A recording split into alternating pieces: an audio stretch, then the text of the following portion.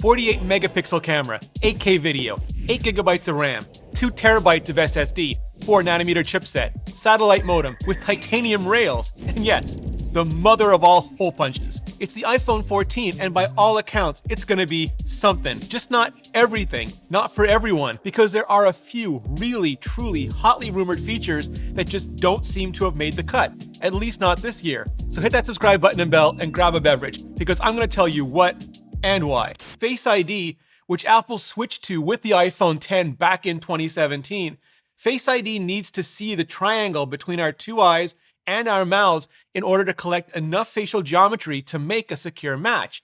Cover the bottom of that triangle with a mask, and there's just not enough geometry left to make that match. It'd be like covering half your fingerprint with a Band-Aid. And yes, Apple shipped a really clever watch-based workaround, but you need a watch for it to work around.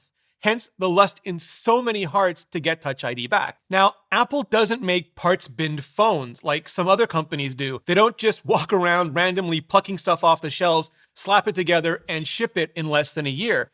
Everything about an iPhone is custom, so the time it takes to design one is generally closer to 2 to 3 years.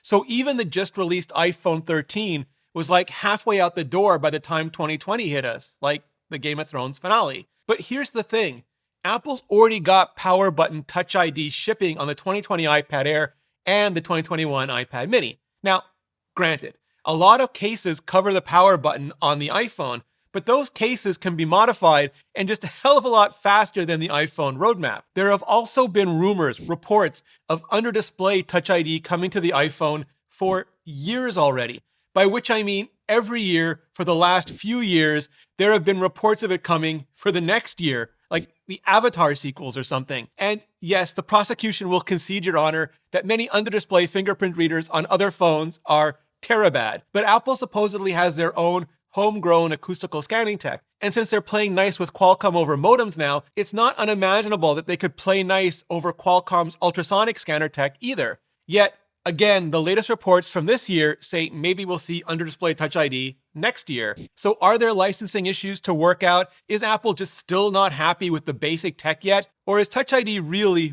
only going to come on the minute all the masks start coming off? Real honest to earbud zoom is pretty much the last major piece of the camera puzzle that Apple still has left to solve. But aside from a 3x punch-in, you still can't really capture your kid playing across your soccer field or the actual architectural details further down or higher up on a city walk, if you're touristing or something. And that's just exactly where Periscope cameras come in.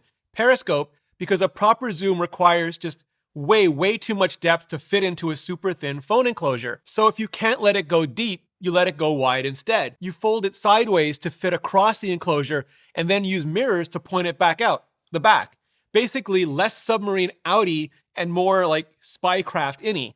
And you can get a hella zoom out of those things, like full-on creepy levels of zoom, if you don't care too much about the quality or the morality. But you can also get really good levels of entirely useful and appropriate zoom out of them as well. But just like Touch ID, Periscope has both been rumored for the last couple of years and always said to be coming in just another couple of years. So is this because the Samsung and Huawei's of the world have patents that Apple will have to either work around or license out? Or is it because in spite of their trillion market cap, Apple's insistence on keeping teams small and highly focused means that the more confidently rumored for this year 48 megapixel wide angle is just saturating the camera team's bandwidth. So the Periscope camera will just have to wait its turn.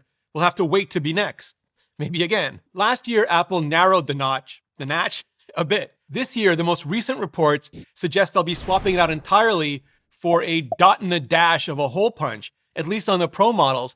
But there have also been reports that Apple intended to delete it, just magic eraser it completely away, and also make the whole entire camera and Face ID system, if not go away, at least disappear under the display. And the way that currently works on other phones is by stretching out the OLED pixels as much as possible so that the camera can shoot through them as much as possible. But there are two main issues with this. One, the stretched out part of the OLED display isn't quite invisible. It's way less visible than a notch or a hole punch, but it isn't invisible.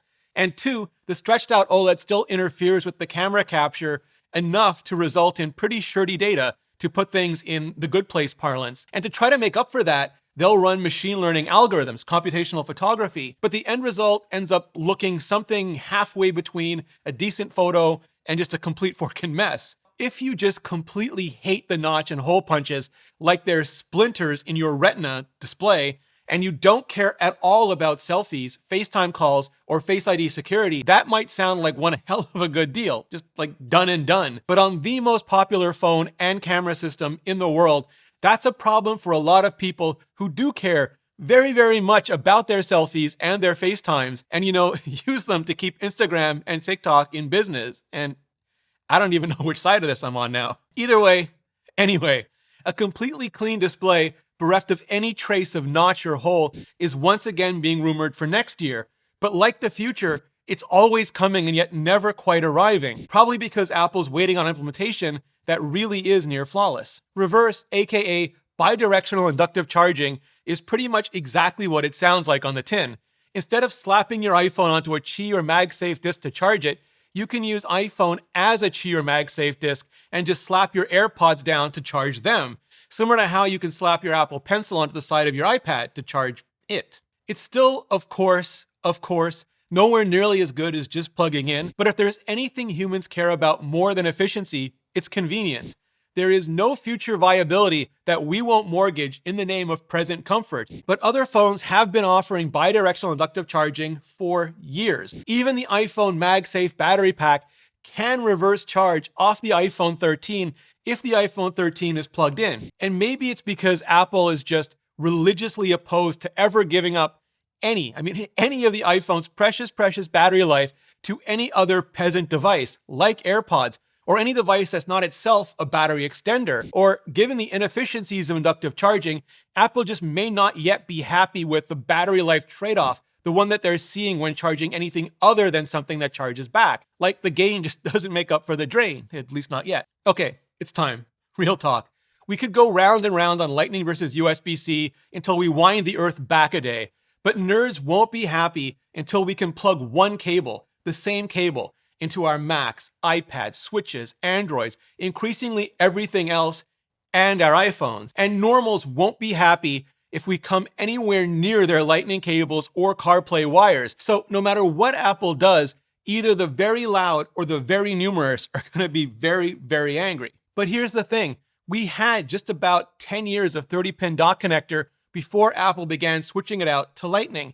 And we've now had just about 10 years of Lightning, so it feels like it's time for Apple to start switching Lightning out. It's just unclear if what Apple should be switching Lightning out to is USB-C. And let me finish.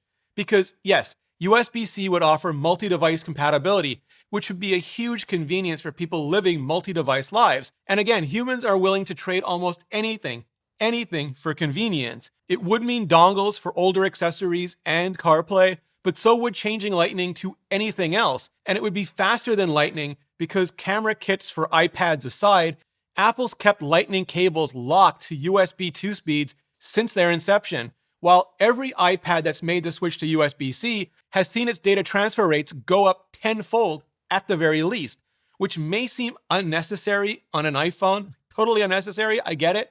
But Apple did just drop all 6 gigabytes per minute of ProRes on the iPhone 13 Pro last year, so it's kind of super hella necessary now. It's just that USB-C is already 6 years old now, and if Apple makes the same decade-long commitment to USB-C that they made to the 30-pin dock connector and to Lightning, that would make it 16 years old by the time 2032 rolls around. And Trekker check me on this, please.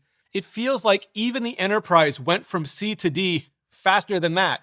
And don't get me wrong, because as far as I know, there aren't even rumors of a USB Type D yet, but that seems like a long time for a cable to be stagnant, especially when we all know that just like the Enterprise, E will end up being the very best one anyway.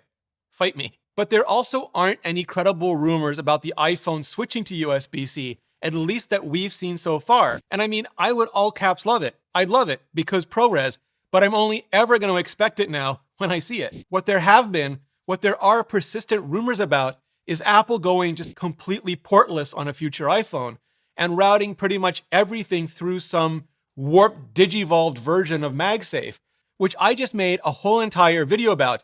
And you can watch the extended version of it and of this very video on Nebula.